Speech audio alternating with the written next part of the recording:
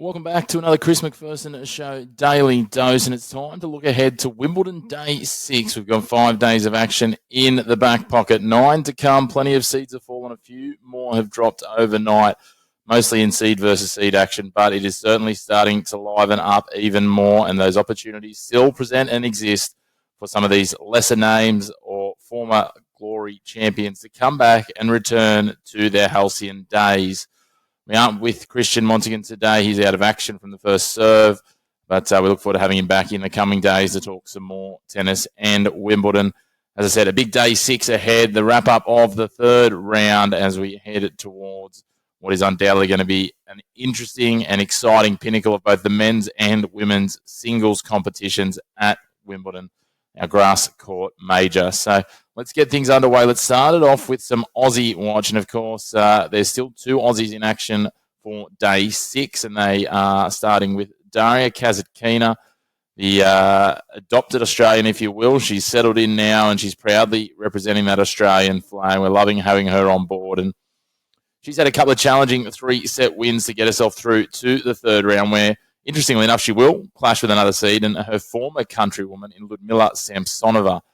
So this is going to be an interesting one. The former Russian, now Australian, up against the Russian in Samsonova. Obviously, the Russian's not playing under the Russian flag, and Samsonova has been clinical. She knocked out Aussie Maya joint 3-2 in the first round.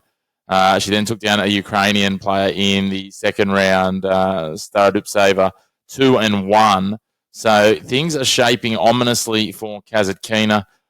I want to find a story here that says Daria Kasatkina takes this out and wins it, but the only way I see that happening is if she can get Samsonova into a grind and go deep on court 3 in the first match tonight. It's just one of those matchups I don't think bodes well for the Aussie. I'd love to find a narrative that builds well for her. Samsonova and she have only come together once before in their career. They're ranked 18 and 19 at the moment. Both have been up and around the edges of the top 10, but when you look, Kasatkina has spent 3 hours and 40 minutes almost on court. Samsonova just over 2 hours. It's a phenomenal amount of difference. The extra sets played, all of those sorts of things for Samsonova. For Daria Kasatkina. Dash has just played that extra tennis, and she hasn't had the best record so far this year. She's got a losing record currently on grass this season. I just think everything points to a Ludmila Samsonova win, and wouldn't be surprised if it's in straight sets. As I said, Kasatkina needs to get her down dirty and into an arm wrestle if she's going to win this one for Dasha. But the bad news is I think that might be one less Aussie in the draw as we head into the fourth round, unfortunately. But I'd love to be, like many of my tips, be proven wrong on this one. It's been a absolutely unpredictable Wimbledon so far, so never say never. We'll flip to the men's side of the draw for Aussie Watch, and the Demon, Alex de Minaur, is in action. He comes up against the Danish surprise packet, August Holmgren. Now, he's a player I didn't know a lot about. I was talking to Christian about him overnight, and he was I thought that he was this young Dane that's burst through, but he's actually 27 years of age. He has represented Denmark in the Davis Cup a number of times. He's played 10 matches in the Davis Cup.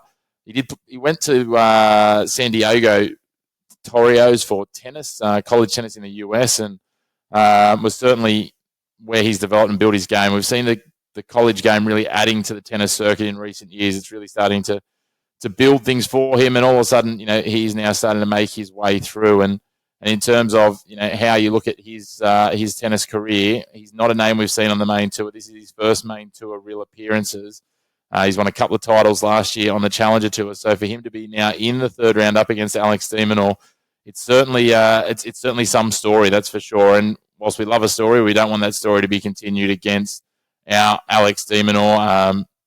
Looking back through, Holmgren played through the qualifiers. He knocked out Mikhail Kukushkin, the Kazakh player who's previously played a number of slams. First round, he beat Quentin Hallis in straight sets. Then knocked out Thomas Mahatch in a match that set a record for the first match to be decided at Wimbledon with 4 tie-breaks in it. 4 of the 5 sets went to tie-breaks. The only one that didn't was the 4th set, which was 7-5. So he certainly got some depth in him. He certainly got the grind in him. But this is one where Alex de Minaur just needs to make a statement and blow this emerging Dane off the court. And so this is one I think Alex needs to win in 3, maybe 4. But it's also one of those banana peel potentials for Alex. But hopefully Alex can do what he does best and continue to find his form As I said, a 3-setter in the first round, a 4-setter last round where he accelerated towards the finish against Kazo. I think De Minaur should get this one done in straight sets, and that's what we'd certainly be hoping for as we head forward, because he needs to take this opportunity as the draw opens up and starts to present itself. And we'll talk a little bit later, but the winner of this will likely play the winner of the Serbian stoush between Djokovic and Kekmanovic, which means likely a matchup with Novak Djokovic next. So he needs to get this done and conserve his energy and roll through from there. But we're looking forward to seeing Alex de Minaur getting this one done. As I said, I'm tipping him in straight sets, but I wouldn't be surprised if it goes to 4. Next up, let's talk, before we move off Aussie Watch, Emerson Jones. We talked about her at the Australian Open. She was in the main draw there. She's certainly making her way in the world of tennis, ranked around 200 in the women's singles. But she'll get her junior girls campaign as the number 1 seed underway tonight. She will take on Czech 17-year-old Julie Pastakova. So we wish Emerson Jones all the best of luck. Hopefully she can chase that Wimbledon dream, get the girls' singles, and continue to push forward, as undoubtedly we'll start to see her become a mainstay on the women's tour representing Australia in the coming years. We'll keep you up to date with how her journey goes. Moving on from Aussie Watch, let's talk women's tennis, and there are some mouth-watering clashes that are coming to us over tonight. And the first of those that I want to start with is the former world number 1 and currently the 8th seed, Iga Swiatek, coming up against Danielle Collins. Now, we know Danielle Collins, a very talented player. She's managed to get through against some lower-ranked players in the first 2 rounds in straight sets, 3-2, 4-1. She's only dropped 10 games across the opening 2 matches, and she's going to have to be right on here against Iga Swiatek. We certainly know that. But you've also got to remember, this is a player who's been to the final of the Australian Open, the quarterfinals of the French. She made the 4th round here at Wimbledon last year. She is not someone that you'd want to underestimate, and we know that Iga Swiatek, who is a little way from her best at the moment, will certainly not be doing that. And Swiatek did have a little bit of a bump in her last match against Katie McNally, dropping the first set and then coming back to finish off 2-1 in the second and third. So she's found a bit of a turn. As I said, she's been the world number 1. She's the world number 1 for over 2 years. We want to see her getting back to that. She's absolutely still a gun on the rise. She's only 24 years of age, which is easy to forget. She's won 5 Grand Slam titles already. So this is a great matchup. It's going to be well worth watching. It'll be on centre court later in the evening, and I'm looking forward to this one. These guys have played 9 times already. Swiatek holds a significant advantage at 7-2. Danielle Collins has dropped outside the top 50, so it'll be interesting to see how it shapes. But again, Swiatek on grass this year, 5-1. I think Iga will be too strong. Collins might be able to claw a set off her, but I actually think that Iga will have a point to prove after that slip against Katie McNally. So she'll come out of the blocks firing, and I'm actually tipping Swiatek in straight sets, maybe something like 4-5 or 6-4. Moving on, the next one, the rising young star that is Mira Andreeva. She takes on an emerging American in Hailey Baptiste, who's been quite a story. Baptiste got past emerging Canadian Mboko in the second round in straight sets after having to take on Romanian Sorana Sestaya in the first round and having a tie-break that she got absolutely cleaned up, 7-love in the tie-break before turning things around and going 1-2 in the second and third sets. Baptiste, we know, can be a handful, especially on the grass.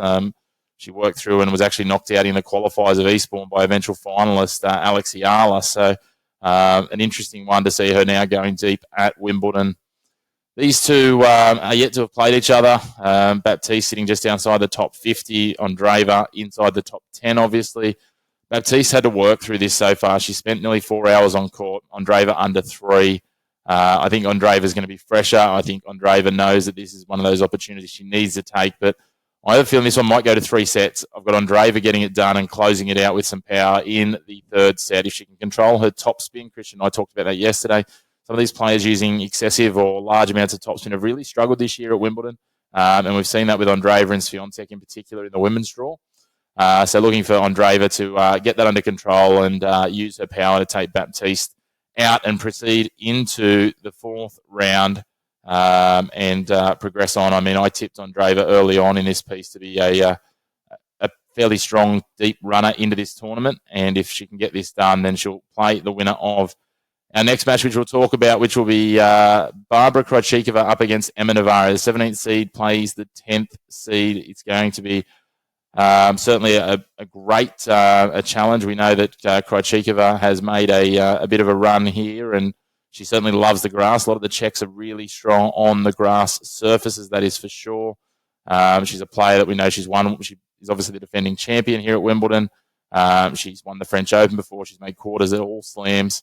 So certainly we'll be looking to defend this title. But Emma Navarro is not going to be an easy feat. She has absolutely blown Petra Kvitova and Veronika Kudermetova off the court, dropping only 7 games to get here. She is in strong form. She is chasing after her best singles ranking again. She wants to beat that ranking of 8 that she's previously peaked at late last year, and will be looking to surge up these rankings with some of the seeds dropping. So she's certainly a handful, Navarro. I think this will be an intriguing matchup. They haven't played previously on the tour, which is quite surprising considering both have sat inside the top 10. This is an interesting one, but Krejcikova's had to fight tooth and nail to get to where she is this year.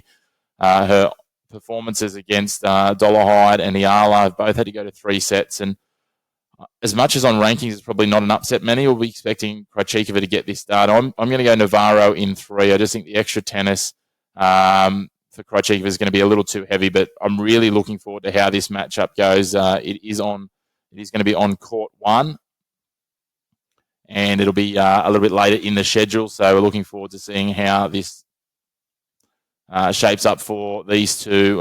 It'll follow that Andreeva and Baptiste match on court 1. So should be an intriguing one. As I said, not with a huge amount of confidence, but I'm going to lean to Navarro on this one in 3. Moving on to the final one. Moving on to the men's now, and we head to Italian star Flavio Cobolli taking on Czech rising star Jakub Mensik. The winner of this will play the winner of Marin Cilic versus Jean Mounard, which we'll talk about in a moment. It's certainly 2 very strong players. These 2 both seeded players. Again, it's a bit of a rarity where we see seeded players coming together, but Cobolli has done the job in straight sets in his first 2. He's been very strong, taking down the Kazakh Zukayev and then the hometown hope Jack Piddington-Jones in 3 sets. In the second round, again, he finds himself out on the backcourts. He's not a name that's drawing a big court draw. This will be on court 12, but it's certainly an interesting one. Mensik has been pretty solid. He's got past a couple of challenging players in Hugo Gaston in 4 sets, and then also in the second round taking on the American Marcus Giron, where he again got there in 4 sets. He's played a little bit more tennis this tournament. These 2 are yet to meet on the tour. So it's an interesting one. I was high on Mensik early. Cobolli's been a real, not surprise packet for me, but in terms of the strength of his performances, I've certainly been impressed. And it's going to be interesting to see. My heart is telling me that Jakub Mensik wins this in 4 or 5. My head's telling me that Cobolli might be a little bit too powerful for him, but I'm going to go with the heart. I'm going to go Mensik to win in 4, make it a hat trick of 4 set wins, and proceed through to the 4th round. And what will be a very interesting matchup against the winner of Marin Cilic and Jean Mounard. Now, we talked about Jean Mounard with Christian the other day. He has been building in this tournament. He unfortunately missed out in the doubles, got knocked out yesterday by the number 1 seeds, Arevalo and Pavic, alongside Martinez, his Spanish compatriot. But he's had a strong tournament so far. He lasted to 5 against Bublik in the first round. He took down Fabian Marizan in straight sets in the second round, and he set himself up really well. But Marin Cilic, on the other hand, he is absolutely flying. We know he's been a finalist here before. He's been a finalist at the Australian Open, a semi-finalist at the French, and of course won that US Open back in 2014. But we've got to remember all of those performances date back a number of years. The most recent time he's made it into the Final 4, a semi-final at the French Open in 2022. The win here 2014 and those finals in 17 and 18. Marin Cilic is no longer a spring chicken, and he's going to have his work cut out for him here. He's 36 years of age, turns 37 later this year, but some of the tennis he is playing has been absolutely electric. The tennis that he played to knock Jack Draper off the court in that second round was huge. It was some of the best tennis I've seen in this tournament so far, and this matchup's probably my favourite matchup of the day. It's going to be really interesting, a really solid matchup between the 2 of these. Mounard can work Cilic around. Cilic has got obviously the experience. Again, I think I'm going with my heart as much as my head here. It's really a toss of a coin for me, but I'm going to go the experience of Cilic to get past Mounard. This one will be out on court 18, out in the back blocks. So Undoubtedly, it'll have a big crowd. It'll follow the match between Bencic and Cocciaretto, the Italian. Looking forward to seeing how it plays out. But I'm going to go Cilic to get this one done in 4 and book himself a spot in the 4th round and maybe an opportunity to push through to a quarterfinal and relive some of those past glory days. It's certainly a great matchup. And I'd really love to see Cilic versus Mensik, the young versus the old, the youthful naivete against the wise experience in the 4th round. That'd be some matchup, and hopefully that's what we see. But either way, great stories coming out of here, whether it's Munar, finding his grass court game, or whether it's Cilic, on the back of that form that he's led in. He won a tournament earlier this year as well. He's continuing to build. He's continuing to build that resurgence rather than just rest on his laurels, and really looking forward to seeing that. The final match that we're going to talk about is the Serbian showdown. It is Miomir Kekmanovic versus Novak Djokovic. Now, this is an intriguing one to Davis Cup teammates. This will close out centre court for day 6 action. And, yeah, it's a mouthwatering clash. The winner of this will play the winner of the De Minaur Holmgren match and then head to a quarterfinal, maybe against a Mensik, a Cilic, or a Kaboli or someone like that. So it's an interesting piece of the draw. Kekmanovic knocked out Alex Michelsen in the first round. He took down the notably thorn in the side styles of Jesper de Jong in the second round. And now he comes up, as I said, against his compatriot, against Novak Djokovic in the third round. He's played a lot of tennis. He's taken 9 sets to get to here. Then we look at the counter side. Novak Djokovic has, dropped a set in the first round in a tiebreak to Alex Muller, but absolutely clinical against Dan Evans. I was talking to Christian from the first serve saying that my view is that win by Cilic and the win by Djokovic were 2 of the best that we've seen in terms of tennis in this tournament so far. So as much as I'd love to find a fairy tale for Miomir, he's 0-3 against Novak Djokovic. They played here in 2022 at this same stage of the round of 32, and it was love 3 and 4. It might not quite be that dominant, but I think it's still going to be quite strong, and I think Djokovic is going to get this done in straight sets. Poor Kekmanovic is just going to be blown off the court. A strong performance from him as he sits inside the top 50, getting down to the last 32 here, but this would be the ultimate of upsets we've seen across this Wimbledon if he was to knock off his compatriot and countryman in Novak Djokovic. I've got Djokovic closing this out in 3 sets. A big thank you again for tuning in to our Daily Dose. As I said, looking forward to having Christian Monaghan from the First Serve back in the coming days as our schedules permit around all of his work. But, of course, if you do want to dig into some more tennis, check out thefirstserve.com.au. Absolutely everything across your tennis landscape that you would need to keep up to date with Wimbledon and everything year-round on the tennis tour. Christian, Brett Phillips and the team do a wonderful job over there, so check out their work. We will have more of the Daily Doses coming on Wimbledon. We've just dropped one a little earlier today on a recap of day 2 of the second test between Australia and the West Indies. If you haven't caught it as well, we have our weekly episode that dropped on Thursday covering off on your whole sporting landscape. But until tomorrow, we look forward to bringing you another Daily Dose. Enjoy your sporting world, and we will talk to you soon.